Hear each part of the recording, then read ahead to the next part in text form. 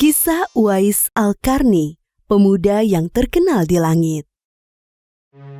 Kisah ini bercerita tentang seorang pemuda bernama Uwais Al-Qarni yang hidup pada zaman Nabi Muhammad SAW. Nama Al-Qarni yang disematkan padanya memiliki arti yang dalam bahasa Arab, penghuni langit. Melalui kisah ini kita akan mengetahui siapakah sosok Uwais yang namanya sangat terkenal sampai ke langit. Ternyata hal ini terjadi karena ketaatan Uwais kepada ibunya. Uwais adalah seorang pemuda yang berasal dari negeri Yaman. Sejak lahir, ia memiliki penyakit sopak, timbul bercak-bercak putih di seluruh badan. Uwais adalah pemuda yang soleh dan giat bekerja. Sehari-hari ia mengembala domba milik para tetangga untuk memenuhi kebutuhan hidup. Uwais tinggal berdua dengan ibunya yang lumpuh dan buta. Walaupun hidup miskin, Uwais selalu bersyukur dan sangat menyayangi ibunya. Ia selalu berusaha memenuhi segala permintaan sang ibu. Uwais anakku, kemarilah sebentar nak. Baik ibu, apakah ada yang engkau butuhkan? Anakku sayang, mungkin hidup ibu sudah tak akan lama lagi. Ada satu keinginan ibu yang ingin sekali terwujud. Jangan berkata seperti itu ibu. Katakan padaku, apa permintaan ibu itu? Sebelum saat itu tiba, ibu ingin melaksanakan haji. Mendengar perkataan ibunya, Uwais hanya termenung sambil berpikir. Aku sangat ingin mewujudkan permintaan ibu. Mohon ibu bersabar sampai saat itu tiba. Aku akan mencari cara agar kita bisa pergi ke Mekah untuk melaksanakan ibadah haji. Oh, terima kasih nak.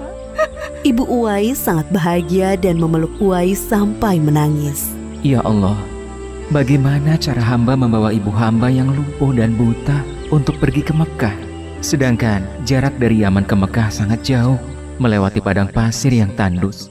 Biasanya orang-orang pergi ke sana menggunakan unta. Seekor domba pun aku tidak punya, apalagi unta. Uwais terus berpikir dan akhirnya menemukan suatu ide. Keesokan harinya, Uwais menemui pemilik domba dan membeli 1 ekor domba untuk dipelihara.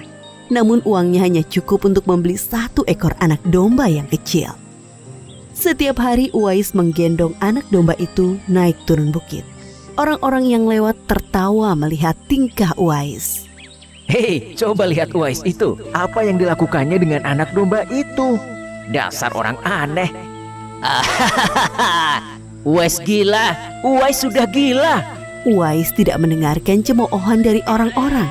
Saat ini yang ada di pikirannya adalah ibunya. 8 tahun berlalu dan tibalah pada musim haji.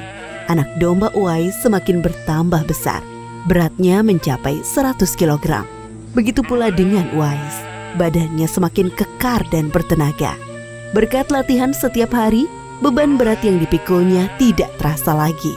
Sekarang semua orang tahu bahwa apa yang dilakukan Uwais adalah bentuk pengorbanannya kepada sang ibu.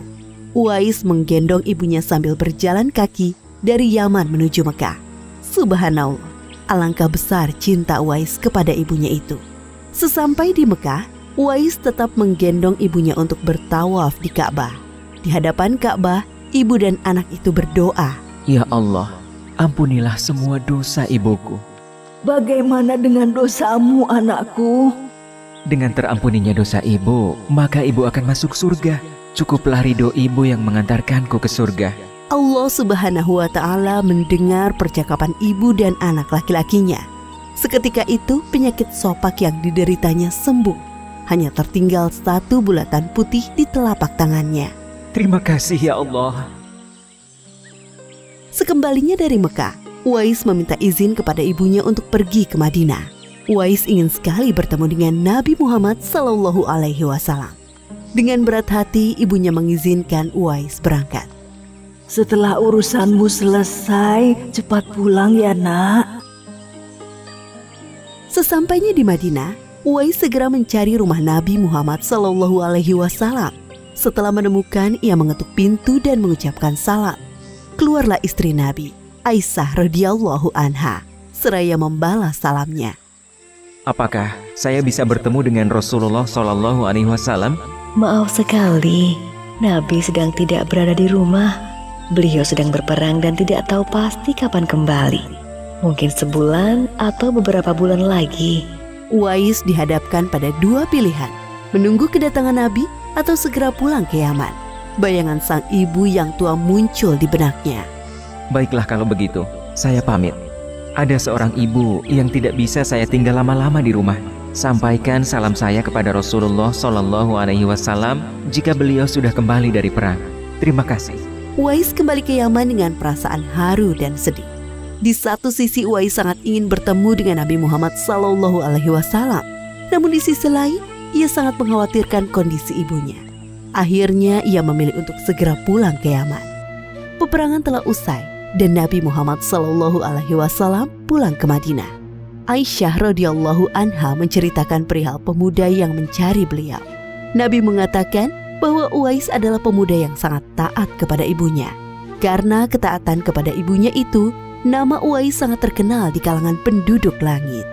Seperti yang tersebut dalam hadis Sahih Muslim Syarah An-Nawawi nomor 2542, dikatakan bahwa sebaik-baiknya tabi'in adalah Uwais Al-Qarni. Saat Nabi Muhammad SAW berbincang-bincang dengan Umar bin Khattab dan Ali bin Abi Thalib, beliau menceritakan tentang sosok Uwais. Apabila kalian bertemu dengan Uwais, mintalah doa dan istighfar kepadanya. Dia adalah penghuni langit. Perhatikan di telapak tangannya ada tanda berwarna putih. Dulu sejak lahir ia menderita penyakit sopak. Namun atas kesalehan dan ketaatan kepada ibunya, Allah Subhanahu wa Ta'ala menyembuhkan penyakitnya. Sampai pada akhir kematian Uwais, terjadi hal yang menggemparkan. Banyak sekali orang yang hadir mengurus pemakamannya. Orang-orang itu adalah penduduk langit yang dikirim oleh Allah Subhanahu wa Ta'ala. Subhanallah, Maha Suci Allah, sungguh mulia sosok Uwais ini.